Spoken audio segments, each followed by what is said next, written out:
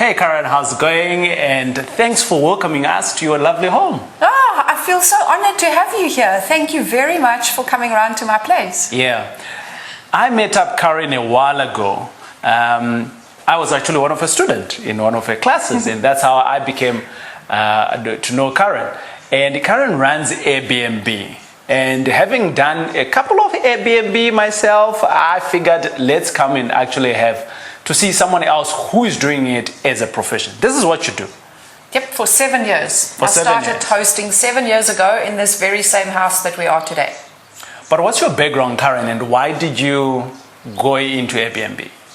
I've always been in the property game, and you know what it's like. Yeah. Once you're in property, that's it. It's bitter new, you're in it for life. Yeah. So my background is more in property management, but in retail, management of shopping centers.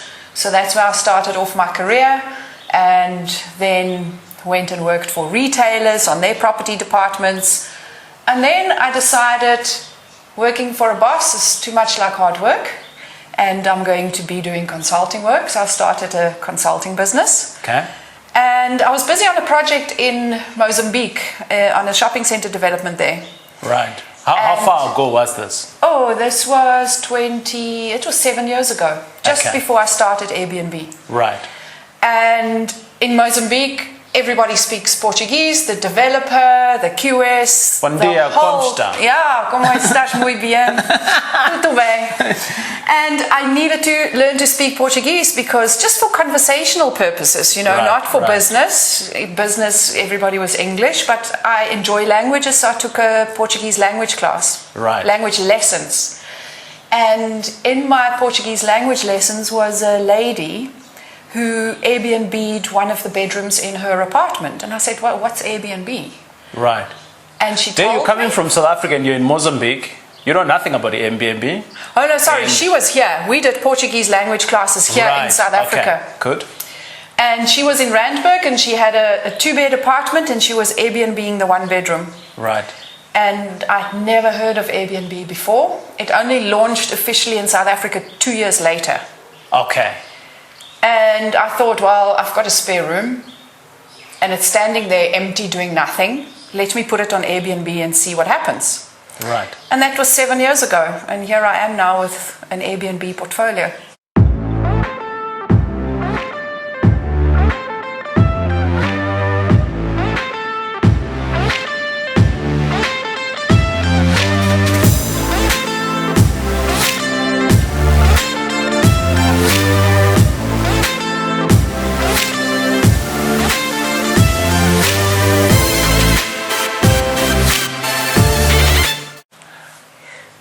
Oh, okay, so you just hit me a slap on the face. Psh, I thought you were just going to be like, yeah, there I am. I've got this Airbnb house. Now you're like Airbnb portfolio. Yes, Portfolio means more than one property. correct. More than 2, more than 3. Right. So when you're saying portfolio, are they all in the same area, in different towns? How do you No, do they it? scattered and they grew gradually. Right. Because after 1 bedroom, I started getting bookings from repeat customers and running out of space. So I needed to turn my 2nd bedroom, which was a study, Right. back into a bedroom. Yeah. I need to renovate a little bit to move the study. So I had 2. Right. Then the house got too small, so I made it bigger, and that's what I'm going to show you today. Nice. And then it grew from there into more properties. Right. Currently, how much of your work is consumed within managing your portfolios in your 8-hour day? It's still a part-time business. It's not a lot of hard work because of the way that I've set myself up. Right. And the systems that I've put in place. Right. And I teach all my students to do the same so that you can do this as a part-time venture. Right. Because I now have properties in the same area that I Airbnb. Okay. I also have properties that I manage for other people on Airbnb, ranging from Pretoria to Durban to Jeffreys Bay. Wow. Yes. You're doing this whilst you're in Johannesburg. Correct. Right. Yes. So how big is that now, that entire portfolio now, including My other people's? number of listings on Airbnb, I think I'm sitting on 46. 46. Right, okay, that's a big number. And I want to come back to that number because I've always been thinking, if you got 46 listings, how do you go up the list so that when someone is looking for a particular area, boop, you are the first one? You need to come for a refresher course, TJ. I agree with you. But here's something else that I wanted us to talk about, Karen. You went from being employed and you went into consulting. And from consulting, and now you're actually running your own business. And I've met a lot of people that have told me that I can't do this, I'm a woman. I will need a support structure and all of those things. And in my head, it has all been excuse. And yes, there could be some validity in it, but I really don't think so, in my personal perspective. And of all the excuses that I want to talk about today is the female excuse. I'm a female, I can't do that. But there you are, you're doing it. You know, it was daunting in the beginning. Right. And it's only because of the experience that I've gained over the years that it is no longer daunting. Yeah. And I teach my students how to go through the verification process and how to screen their guests to make sure that you really get the cream of the crop. Right. Because there are lots that you can do to almost handpick your guests.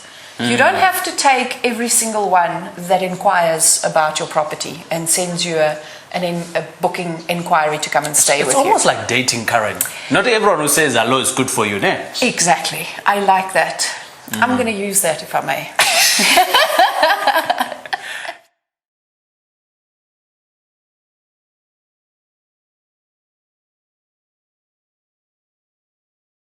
Tommy, welcome. How's it going? Good, and yourself? All right. Tommy, apparently you were the builder that was actually innovative in terms of bringing all this thing together.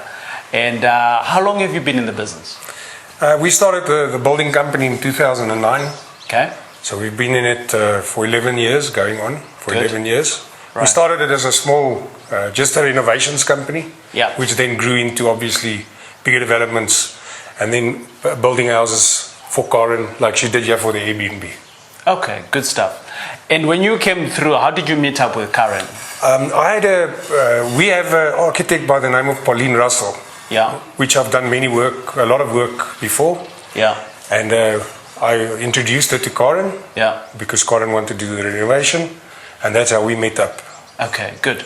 And on this particular project, do you mind walking us through exactly what kind of changes you had? Because I understand that it was an existing house, yes, but there were some things that needed to be changed specifically for Airbnb.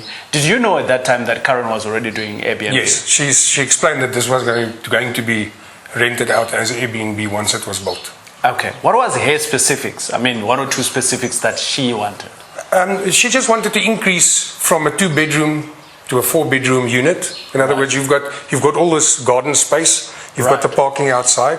Yeah. You are paying the rent that you are paying. So all she was doing is add value to the square meterage of property that she's already got.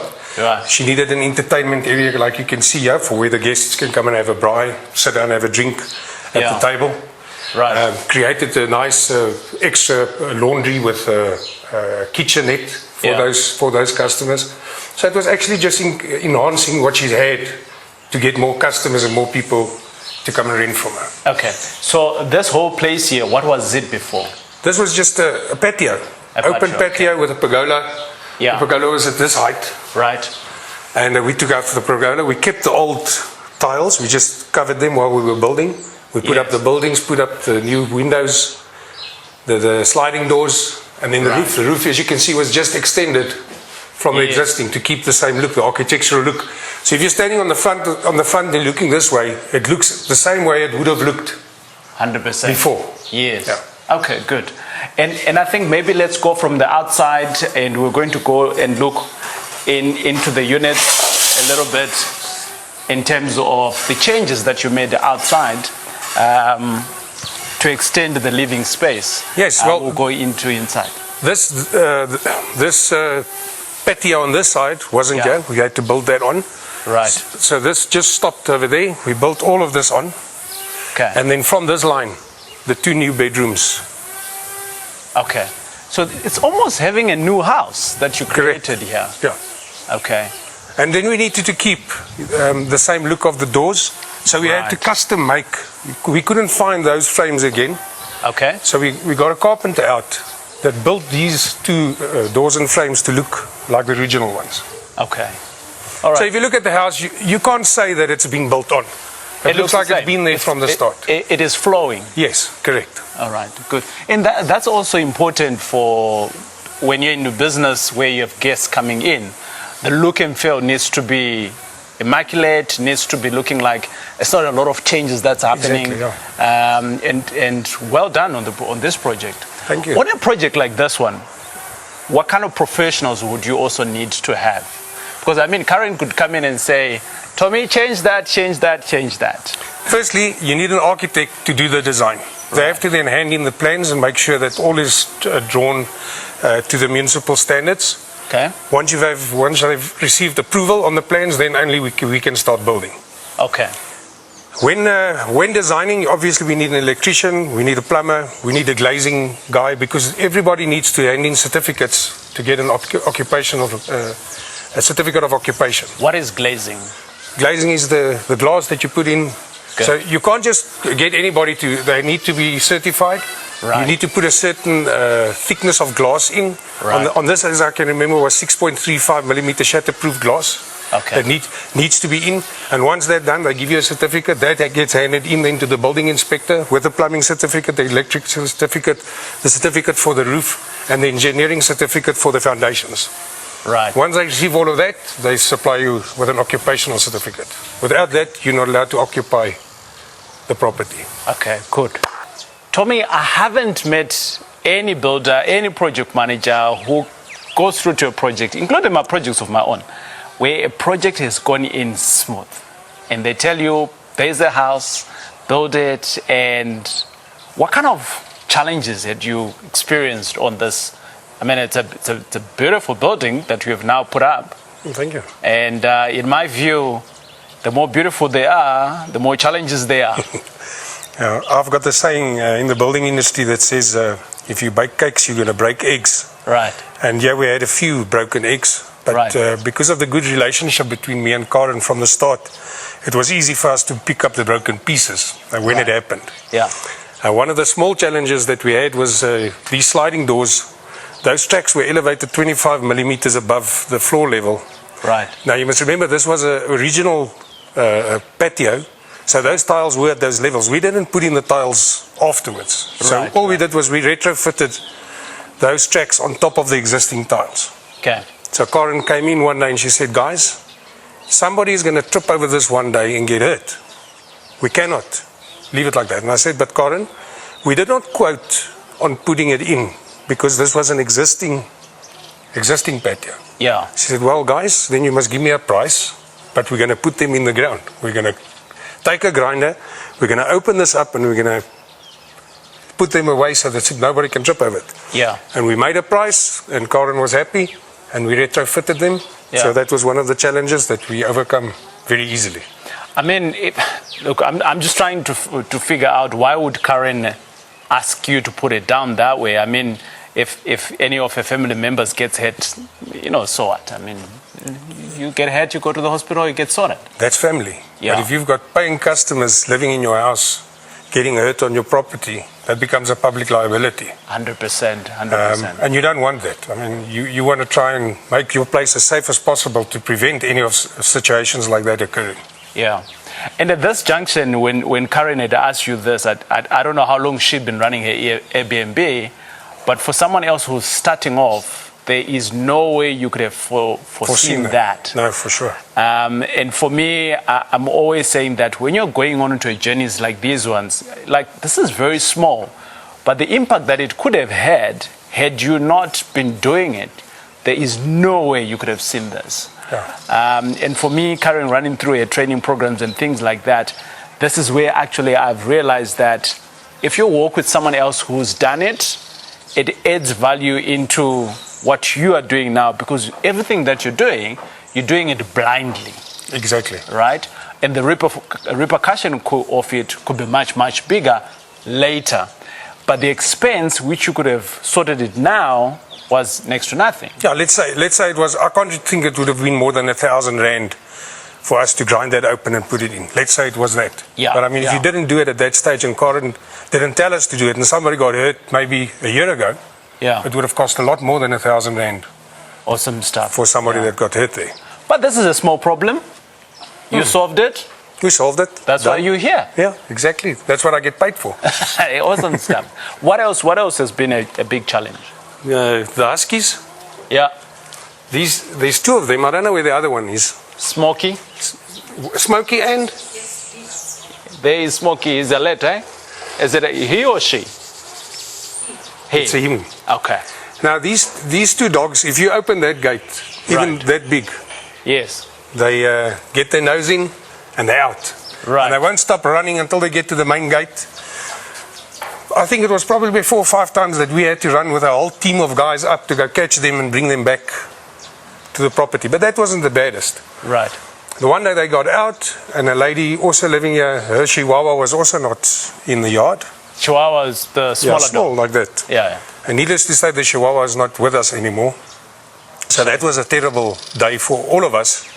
Those people... For me, you're such a bad person, man. Shame, man. I did cry for the dog. I mean, I felt sorry. But then the lady wanted her lawyer sent us a letter for 30,000 rand that we had to settle, because otherwise she's taking us to court. Oh, wow. But needless to say, that's something that happened that shouldn't have happened. But once again, it was an accident. It was something that happened while we were on the site. This is not even about the project itself, building it. Exactly. But it is something that has a direct impact, but it's not something that you could have planned for. No. You know, you don't know the dog was going to go out and what it was going to do when it goes out. Look, but Karen expected our people that work for us to make sure that the gate is closed. So in 100%. that sense, yes, we were negligent by leaving the gate open. Right. But it wasn't something done on purpose. 100%. Nobody leaves the gate open to say, please, dogs, go out. Right. Luckily, nothing came of that, but we're sorry And it- for the small dog that didn't make it. 100%. And it could be in other scenarios. You know, now I'm getting my juices in my mind is flowing. It could be a vicious dog. To you as the landlord, it's not a vicious dog. It goes out, it goes and bites a child, it goes and bites someone else. I mean, these are common stories that we see every day. But nonetheless, they are pets that we love and we keep. Right. Exactly. Okay, awesome stuff. On this property here, I mean, these two challenges that you've just spoken about, it's challenges that can be seen with anyone else. Anything else that you want to drill in? Where we extended the house, I showed you just now where we extended those 2 rooms. Yeah, We had to join that roof onto the gable on this side. right. So that means that you need what they call an under-tile flashing that will go down from this wall. Right, It will fold underneath the tiles, right. and then you'll seal it. And that's where the flasher is, right? Yes. Okay. Then you'll seal it so that the water doesn't run between the tile and the brickwork. Right. Now, the guy that put in the roof, they forgot to put in that under-tile flashing. Okay. Look, we use subcontractors to do roofs. We don't do the roofs ourselves. Right. Because you need a certificate of compliance for the roof. Yeah. So and that's normal for project for Yes. buildings Yeah. and things like you get subcontractors to come in. Yeah, to certain there's things. no builder that puts up their own roof. Yeah. They do it by a subcontractor. Yeah. So he forgot to put that, and it's a small galvanized plate that goes in there, and they didn't put it in. Yes. And with the first big rain, this whole wall on the inside, you won't be able to see it through the window. Yeah. The water was running like a shower down that. Wow. So obviously Karen wasn't too impressed. Luckily Yes. the floors weren't in yet. We were still building the house. We weren't Okay. finished. So Okay. luckily the floors went in and the skirtings went in and the cornices. But okay, that was something to see. If you are to build a house sometime in January and this project is done in June, there is no rain all the way to October, and you are gone, and then in December the rain comes. If that is something that happens on a project, what would you recommend that the person who's contracted the builder to come in, what is their next steps? you say if the rain then came and we didn't see the flashing beforehand. Yeah. Yeah, look, as I said, we were still building the house. Yeah. But in this case, you were long gone. So No, but I would have- what should have Karen do at that time? Does she give you a call? Are there guarantees? Yeah, wait, just sorry, I have to. In a situation like that, the roofing guy would have. Remember, we didn't sign off the house yet. Sure. So he didn't pick it up because the roof wasn't signed off and guaranteed as yet. Right. We wouldn't have handed it over as a finished product okay. without that in. Luckily, the rain came and we saw it immediately, but we would have picked it up at a later stage before we put in the floors, before we put in the ceilings. Awesome stuff. Thank you, Tommy. Boom, ladies and gentlemen, that was Tommy, who was instrumental on this project. And if you're looking for a builder, you know where to get him. So there we are on this property here. This is your property that you actually stay in. And is this where Airbnb started? This is where Airbnb started. Right. This house never used to look like this. Why did you decide to go with this feel? You like when I walked in here, I was like, my favorite wine bottles. that was the one thing that came in. And then I was like, wow, that is so cool. And then I saw the price and I was like, okay, nice. So I haven't even gone through into the house, but I'm like saying, nice, nice, nice. Why this look and feel? I like something that is minimalistic. Yeah. And especially now with COVID, you want to go minimalistic. Right. The less little goedertjies that you have standing around, Yeah. the less cleaning there is to do. Okay, I see. But I also wanted to make it feel warm and cozy. Right. So that when you walk in, you want to kick off your shoes. And when you are here, when you walk in and you've put your bags down, you feel comfortable to just go to the kitchen and make yourself a cup of coffee and sit on the couch and watch TV. I wanted to create that comfortable, not cold, minimalistic but not cold, minimalistic but warm feeling. Right. And another venture that I had 7 years ago was I had a decor shop. Okay. And I imported decor and gifts from Bali. Right. And I've always enjoyed decor, and I've always enjoyed researching the latest trends and the latest color schemes. So it's a hobby of mine that... Is this a color scheme or is this fruits? It's both. It's both. It's functional and beautiful. I agree with you. Yes. Because I mean, when you come in, I can say the greenery is very obvious in here. Yes. I mean, the bottles, chandelier. The chandelier is very green. The apples are very green. So it's intentional. Yes. What you're doing. You want here. everything to tie together. Right. You don't want a mush-mash of decor and have one theme in the lounge and a different theme in the bedroom and all over the place. You want the same thread to run through the house. I've always thought that is a secret, actually. Not just in Airbnb, but I think whenever you've got guests somewhere coming in, you want to have the wow factor the moment that they come in, which is why hotels and things like that, they would put in a big thingy outside and then you walk in, it's just beautiful, and so the wow factor is there. So this chandelier made you go wow when you walked in? Yeah. So I have a chandelier like this in all the Airbnb properties that I own. Is this your signature? This is my signature. All right. Well, now we know. And there's an interesting story behind it. So I saw a similar concept. Yeah. And then I came across the Protea wine bottles that had these beautiful patterns on the outside. Right. And I said, that's it. That's going to be my chandelier. So my Airbnb guests and I started frequenting Protea wines only. Oh. For that reason. Okay. So that we could accumulate all these bottles. So did you tell them when you're coming in, bring a Protea bottle? whenever they bought wine, it had to be Protea. Okay. Okay. And there you are. Now you could just and then my ex-husband and I are extremely good friends. Yeah. And he's in the structural carpentry business, and I said to him, this is what I want to make. Yeah. So he made me the base that it's all hanging from. So there's a lot of history in the chandelier, and then it became a signature. Wonderful. I like it. This is the kind of like you're walking into the house, and I really like the way this house, I mean, this is kind of like you're walking in. It really looks nice. It's colorful.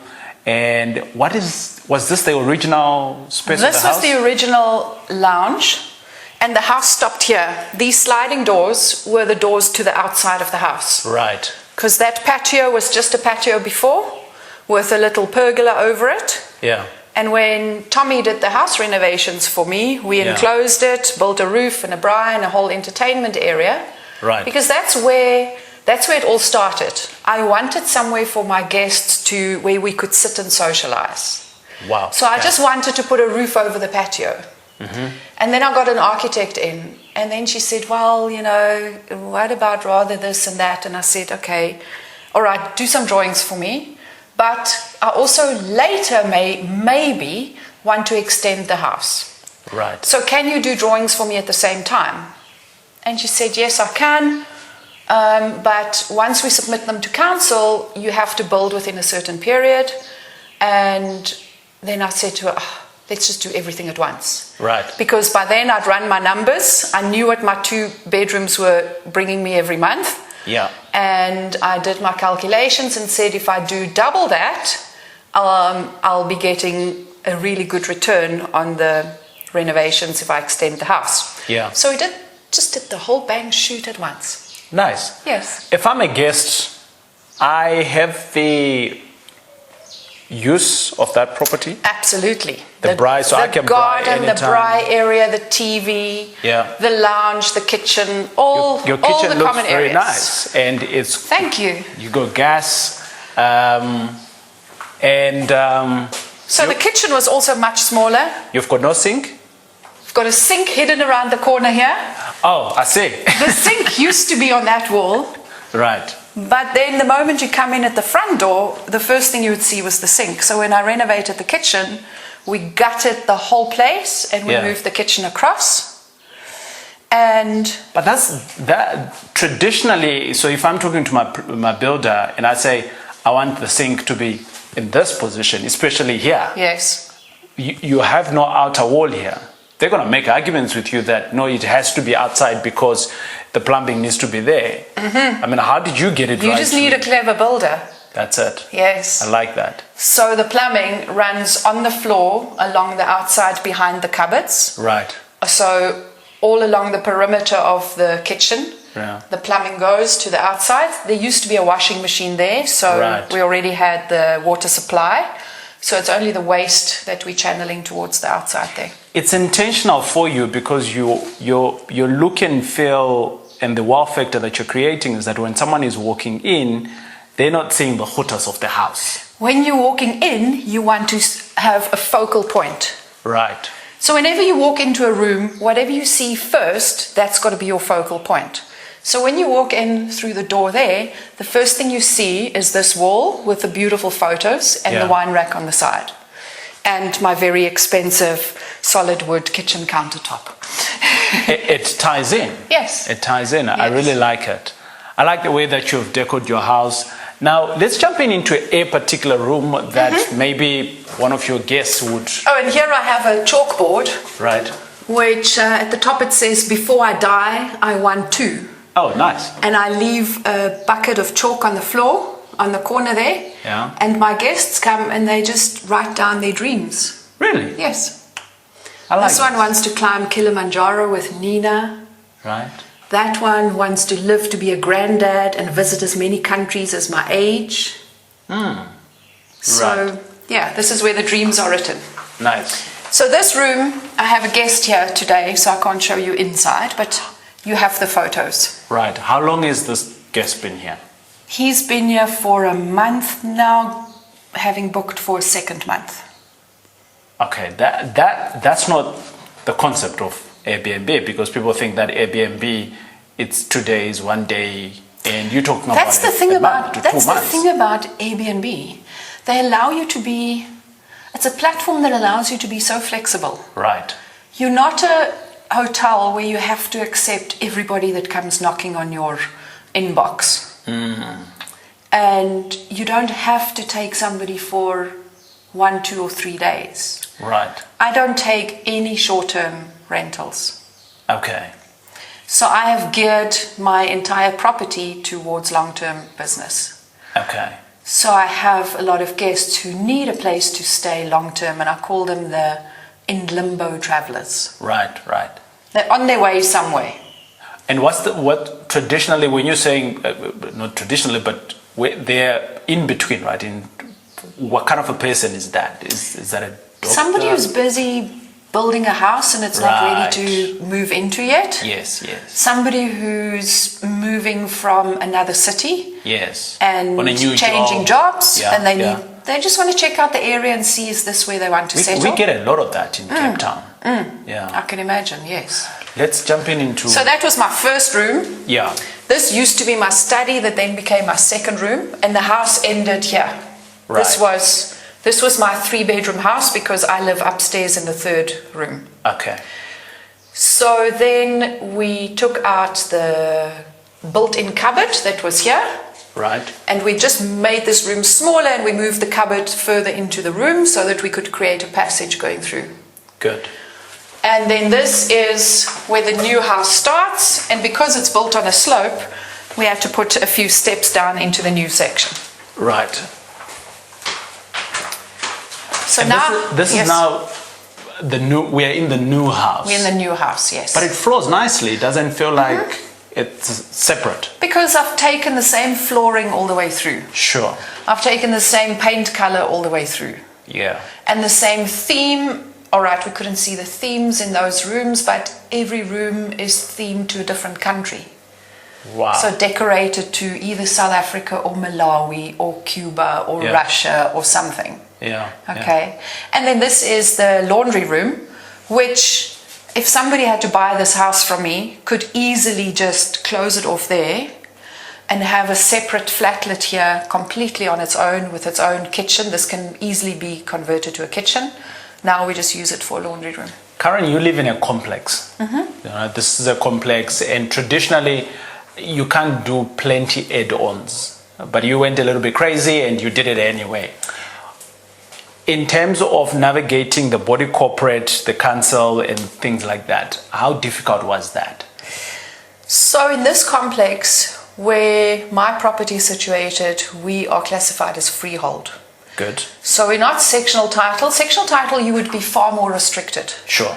I've got a huge stand. I have 870 square meters. Yeah.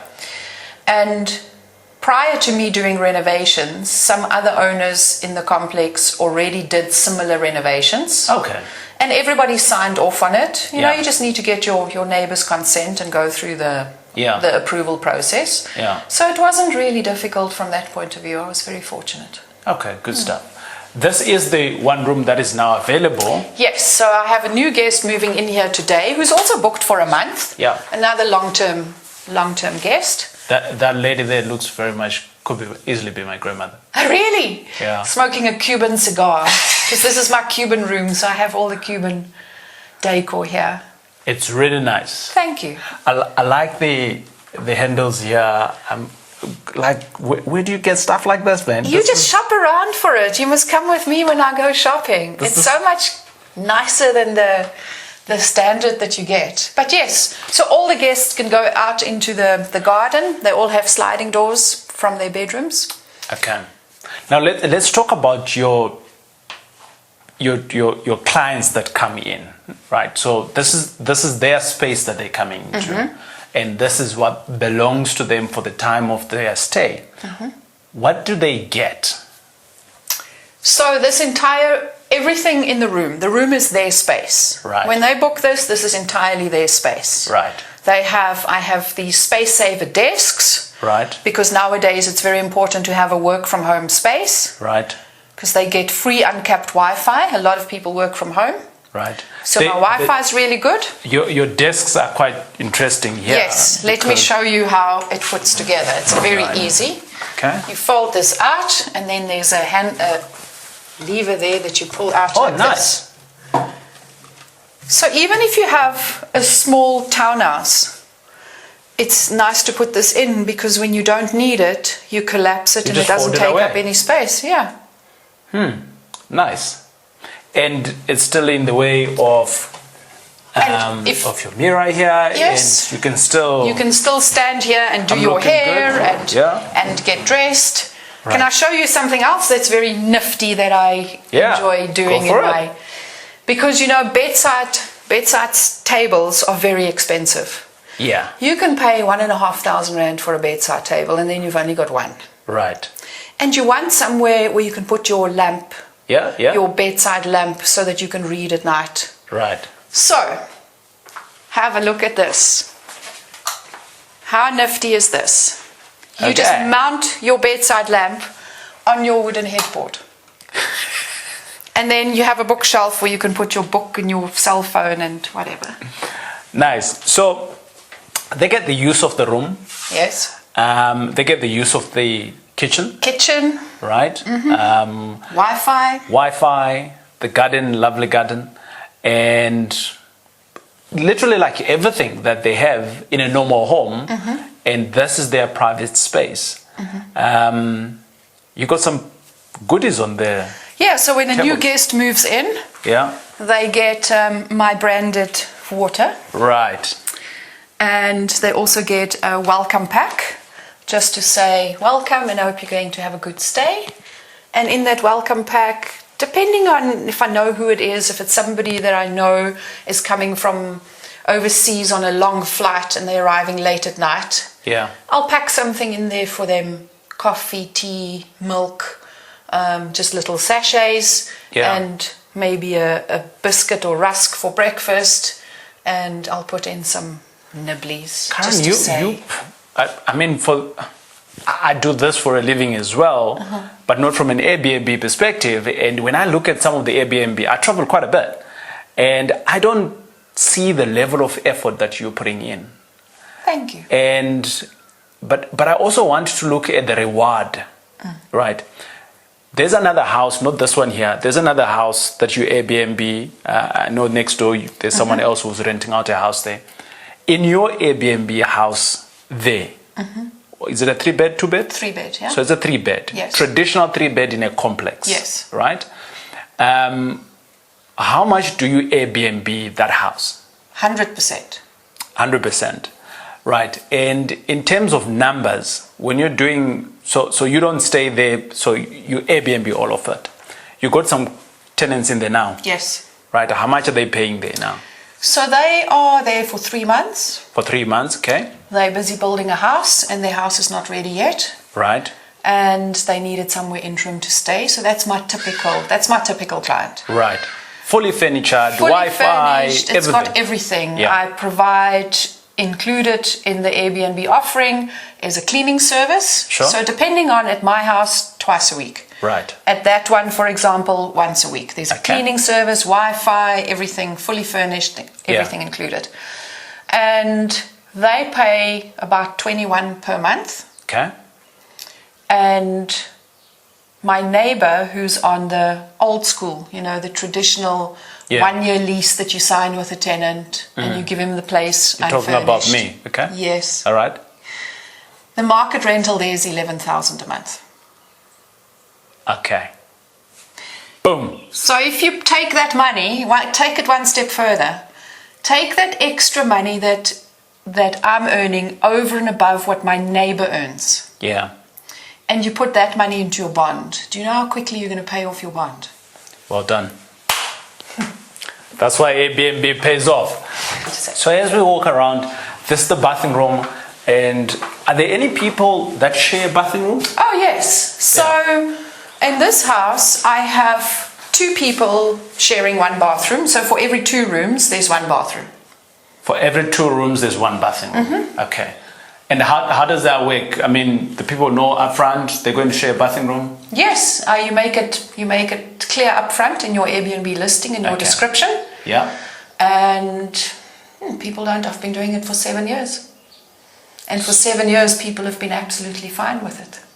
It's nice, it's fresh, I like the designs that you've got.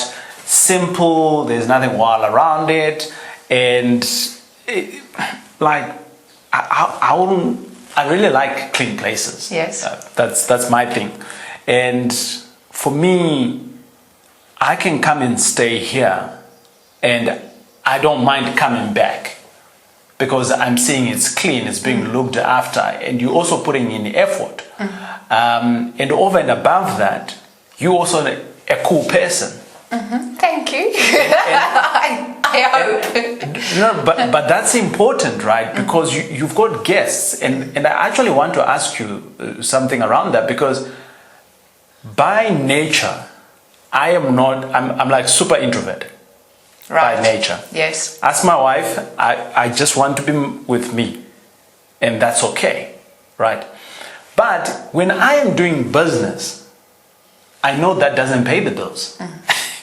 So I've had to teach myself on how to balance. I'm not saying that I want to be extrovert, but I have to balance. How do I become bubbly around people? How do I bring the energy to other people? Is it something that's important in this line of business that you're in? You don't have to be. You don't have to be, because you don't need to entertain everybody. Right. They come, they do their thing, they stay, and they leave. Right. And if you happen to become good friends in the process, then that's a bonus. But you must not be the general as well. No. So there has to be a balance there. You're not running a military camp. Cool. Awesome. I like that. As we go outside, just to have a look of what outside really looks like, for me, in terms of what you've done with your house, anyone who's got a house can do it. Oh yes, absolutely. My parents live in Aston Bay in the Eastern Cape. Right. And you know, they now have an empty nest because all the kids have left home. And I Airbnb'd the rooms in my mom's house. Wow. So you can, that's another side hustle there, right, that you've just mentioned now, because you've got your parents and, empty nest. And with that, you just gave me a brilliant idea. I didn't think of that. Going to Airbnb your parents' house. I don't know if my mom would allow it. My mom didn't want to. Let me tell you what happened. Yeah. I've been doing it for 7 years, and I've been talking to my mom about this for a long time and said to her, but you've got the rooms, just do it. Yeah. And she's always had the excuse, no, but we first need to renovate the bathroom. Right. We first need to paint this bedroom. And, oh no, we can't have people here with a garden looking like that. You know, my mom loves beautiful things and she wants everything to be perfect. Yeah. So exactly a year ago, at the end of November last year, my mom called me in the middle of the night, 11 o'clock, to say that my dad had gone to hospital and we need to wait an hour for the test results. Long story short, he's fine. Yeah. But thank God. An hour at 11 o'clock at night, and I thought to myself, okay, I need to now, what am I going to do with myself for the next hour? So I whipped out my laptop and I put my mom's rooms in her house on Airbnb. Without telling, this is not the time to tell your mother that you have put her rooms on Airbnb. Oh yeah, no. This is not the right time to do it. Right. So I kind of midnight, left it, and next day I had a business lunch. Yeah. And my phone beeped, and I knew that specific ringtone, that beep was Airbnb. Yeah. It's the money beep. It's the money beep. That's what we call it. It's the money. It's the money beep. Yeah. The money beep came through, but I was in a business lunch. I didn't want to pick up my phone, and 10 minutes later there was another money beep. And I thought, well, it must be somebody. Now I'm trying to think, which of my rooms are empty, who's booked what. And I couldn't stop myself. I had to pick up the phone, and it was for Mom's place. And you hadn't told her? 2 bookings, and I hadn't told her. Oh, Lord. Okay. So I had to phone her, and I had to say to her, Ma, I said to, this was my pitch. You got a visitor. This was my pitch. No. I said, Ma, I did something and I didn't know it was going to work so quickly. Right. But I've just made you 2,500 rand. Oh, Mom said, oh, nice. Okay, that's money now. So that's different. That's different. Yeah. I said, I Airbnb'd your house. Oh, she said, when are they coming? That's nice. But Karen, your house, now we are outside, your garden looks amazingly looked after. Thank you, yes. And I put a lot of effort in. But to me, it's not just about the effort as well. I mean, like, for instance, at the back here, you've got the Jojo tanks. Yes, because as you've seen, I've got an enormous garden. I can see. And if you have to water this garden with municipal water only, your water bill is going to be pretty steep. So when Tommy did the renovations for me, the water tanks were not in the plans originally. Right. It was something that came as we went along. Yeah. And so he did all the gutters in such a way that all the water from all these roofs run into my 10,000 litre Jojo tanks. And that's what I use to irrigate the garden as often as I can until the Jojo tanks are dry, and then I use municipal water. You're being pro-smart, eh? Yeah. I like that. In conclusion, can anyone do this? I always ask all my guests, like, what you're doing, can anyone do it? And when I mean anyone, I mean anyone. There are only what are the requirements? 2 requirements. Yeah.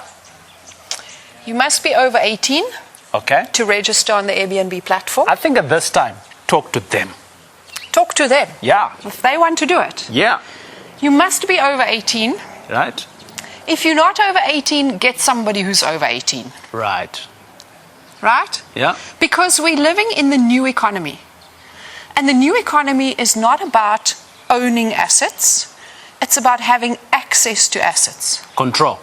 So if you have access to somebody who's over 18, then find somebody who's over 18. Yeah. And the second requirement is you must have access to property. Right. The spare room in your house, the spare room in your friend's house. Right. You can have a cottage, an entire house, a beach house, even a tent or a caravan. You can put that on Airbnb. Really? If you have nothing else but a tent, TJ, put it on Airbnb. So Go and look under the category of unique stays on Airbnb. Yeah. There are caves, caravans, tents, tree houses, anything under the sun. And now, after COVID, people are really looking, they've got cabin fever. They want to get out of the big city. Yeah. And they want to go somewhere that's different and quaint and unique. Yeah. So those kind of listings that are unique are the ones that are really, really seeing an upswing now. Karen, thank you very much for allowing us to see your property here and an amazing business that you've got on top of it. Thank you. I don't think it would be cool for me not to say this. From the numbers, I know for a fact you're living here for free. Absolutely. Because if you just think, one room during lockdown, Yeah. the height of a worldwide economic pandemic, call it what you want. Yeah. I made on one room on average in my Airbnb properties in this area, Yeah. 6,898 Rand per room per month. Wow. So on one property, this one I'm renting out 4, Yeah. and you live for free. You do the maths, and anyone can do this. Boom, you had it right, ladies and gentlemen. It's been great hanging out with you. And if this is something that has been interesting to you, don't forget to subscribe. And don't forget to share this. But I also want to say this, Karen. You don't just do this. You've got another passion where you teach other people to do what you do. And I think that's where me and you like each other, because we like to impart to other people. And because you're still doing that? we've gone through the teething problems in our own businesses. We've gone through the growth phase, and I don't know if you took as long to get started as what I did. But I took a few, I had to learn a lot, and I did a lot of teaching myself. Right. And like with you, we pass on that knowledge so that other people don't have to go through the same struggles as what we did.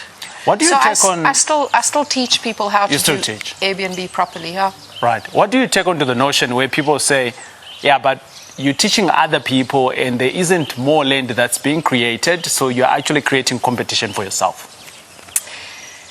You know, if you look at the number of listings on Airbnb in South Africa and the potential that there is, and if I look at how well my students do and how it changes their lives, and they're using property that they have that they wouldn't have made an income from if it wasn't for this opportunity.